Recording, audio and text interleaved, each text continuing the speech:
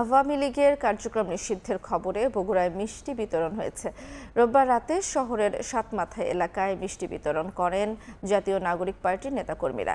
এ সময় তারা দ্রুত আওয়ামী লীগের নিবন্ধন বাতিলের দাবি জানান। এছাড়া দ্রুত সময়ের মধ্যে গণহত্যার সঙ্গে জড়িতদের গ্রেফতার করে সর্বোচ্চ শাস্তি নিশ্চিতের দাবি জানান জাতীয় নাগরিক পার্টির নেতাকর্মীরা।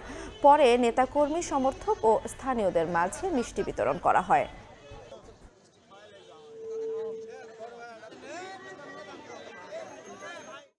এই ফ্যাসিস্ট আওয়ামী লীগ যখনই এসেছে বাংলাদেশে তখনই খুন, গুম, লুটতরাজ, টাকা পাচার এসব হয়েছে এবং বাংলাদেশের গণতন্ত্র ভুলুণ্ঠিত হয়েছে। সে সময় তার বাবা মুজিবর বাকশাল করেছে, কন্যা করেছে ডিজিটাল বাকশাল এবং সব সময় সেই সময় তার বাবাও ভারতের কাছে বাংলাদেশের স্বাধীনতা সার্বভৌমত্বকে জিম্মা দিয়েছে এবং এখনও কিন্তু হাসিনার সময়ও সেটাই হয়েছে।